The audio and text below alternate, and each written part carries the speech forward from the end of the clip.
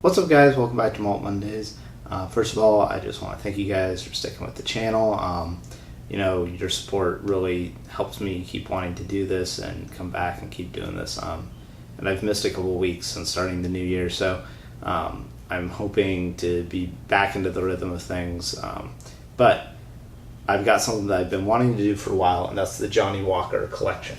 Now, I'm not sure if the camera will focus for me or not on this. But this is a collection that I was lucky enough to pick up for about $100. So this is the Black Label, the Gold Label Reserve, the Platinum, and the Johnnie Walker Blue Label. And it comes in this beautiful box that has the silhouettes of each bottle, and it folds open, and you have this really nice representation of all the Johnnie Walker lineup, their standard lineup. So today I'm going to be doing the Black Label, and this was a fantastic buy for me because I haven't really had an opportunity to try any of Johnnie Walker's higher end offerings. I've had their Red Label and Black Label a couple of times in the past, but never their Gold, Platinum, or Blue. And for me, spending $200 on a Johnnie Walker Blue Label that, one, is not from a distillery that I'm super familiar with and really enjoy. For instance, I have no problem spending that money for a special occasion bottle like a Glenmorangie Signet that I've tried before, and I like just about every single bottle Glenmorangie makes. That kind of thing is very different than Johnnie Walker, which has a reputation for, it's a mass-produced product, and something where their cheaper offerings that I have had have really failed to impress me in the past. So this month I'm going to be going through the entire Johnnie Walker lineup, starting with the Black Label. Now, Johnnie Walker was started in, I believe, 1909, 1910, right before Prohibition in the United States. At least that was like the first time that their brands started using the Johnnie Walker name. As far as I think they actually were making blended whiskeys before that, but it wasn't actually called Johnnie Walker. So I'm going to see if we can actually get this open. These are like third size bottles, which is pretty cool because for someone like me that buys a lot of whiskey and wants to just try a lot of whiskey, I would actually prefer it if every single bottle of whiskey, available was available in this size, because 9 times out of 10, I just want to try something, and I want, to be able to try it a few times. If I could buy Highland Park 18 for $25 in this size bottle, absolutely I would do it, or $35, whatever. But unfortunately, most whiskeys aren't available in these smaller sizes, which makes you have to buy a whole bottle, even if really you only want a few grams of it, which is kind of unfortunate. So I'm super happy to have found this, and we're going to go ahead and crack this open. Now, if you've watched my channel regularly, you'll know that I tend to hate on Johnnie Walker 12 a lot, specifically because of added coloring. And it'll be a little tricky for you guys to see, but if you look at the glass there, now it's not like dark red, where you would just wonder, like, that doesn't even look like whiskey. But there's like this, this like orangish glow that colored whiskeys kind of have that, it almost looks fake, like it's not quite the right shade of coloring that you normally see in a whiskey. And so, it's not horribly offensive. It's a little darker than it probably should be, and they say it's for consistency, whatever. I think it's for consistency. I agree with that. Even a lot of single malt guys do it for consistency. But at the end of the day, a big part of it too is just they want their whiskey to look a little richer and more full flavored. So, we'll see. Maybe it lives up to what it looks like Now, I believe this is only 40% ABV. Yep, 40% ABV. But it is aged 12 years. So, say what you will about Johnnie Walker, but at least they are still including some age statements on their labelings. Unfortunately, I know their gold label no longer carries an age statement, and it'd be really nice if their blue label had an age statement. But at least it's still around. They're not all non-age statement whiskeys, so we'll see how it smells.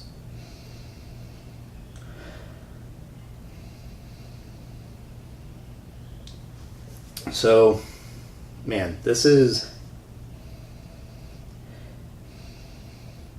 to me is like, and it is a blend, but if I was going to describe this is just like you took Highland Park 12, you took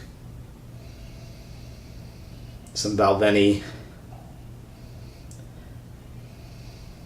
and like some Aberlour, and you blended them all together, and you just have like subtle little bits of kind of every different Scotch. This to me is so much just like what Scotch tastes like, in terms of, I get some sherry, I get some peat, there's definitely some smoke in there. A little more towards the aromatic side than towards the medicinal side, like maybe an Isla peat. And I do think they say the heart of Johnnie Walker is Talisker, and I'm pretty sure it's got a lot of Cardew in there as well, which would explain some of these honey notes that are coming out. But ultimately, I think the problem is that it's so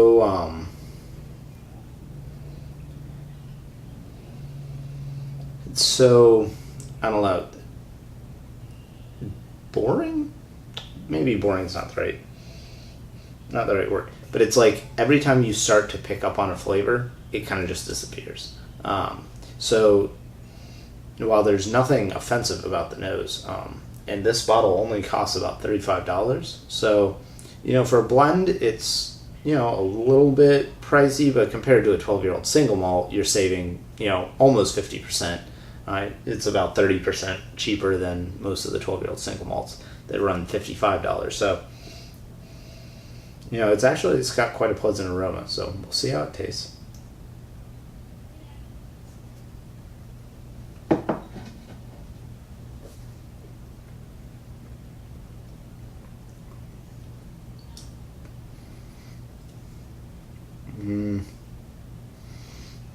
So, man, it's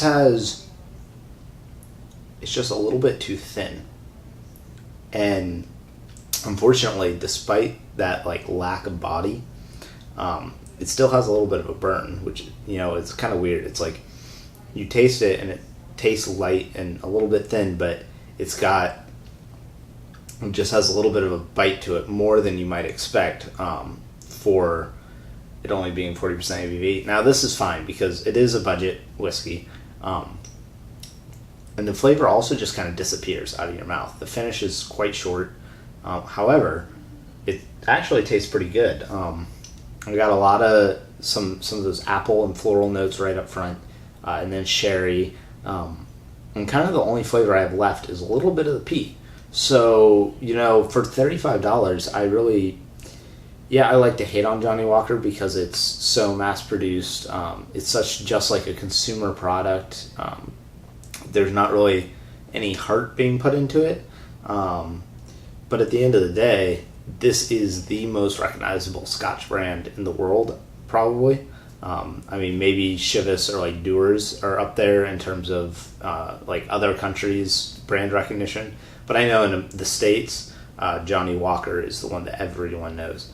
And I can totally see why, because you wouldn't have to be an experienced Scotch drinker to enjoy this. And even as an experienced Scotch drinker, this is pretty good.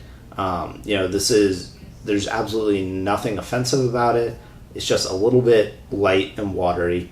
But there's nothing wrong with it in terms of that. So yeah, I would like more out of it, but I also recognize I'm not paying nearly as much for this as I would a single malt that's 12 years old. So I'm totally fine accepting that. I think if I was going to score this, I would give this a C+, because I think it's okay whiskey. I don't think it's really good or fantastic, but it's definitely a great value for what it is. You know, I think this really sits at a solid price point. I think if this was any more expensive, it would be a tough sell. I think it probably should be maybe $5 cheaper, but I don't know. $35 is a really good price point to sit out under the single malts and above the much lower quality blends, because I can tell you the $20 scotches that I've had are quite harsh, and really not that pleasant. So Johnnie Walker 12, I'm going to give a C+, because it's definitely a good value for your money. However, I think this is a whiskey that you'll want as an introductory whiskey, and I think pretty quickly you'll transition away from this, and you'll want more interesting flavors, bolder flavors, deeper flavors, those kind of things. Because, you know, this is like quintessential Scotch flavors going on here. And I'm actually much more impressed with the nose than I am the palate. The nose, you know, might trick you if you were doing this blind just from smell. You might be tricked into thinking this was a much higher quality whiskey than it actually is. But I think once you tasted it,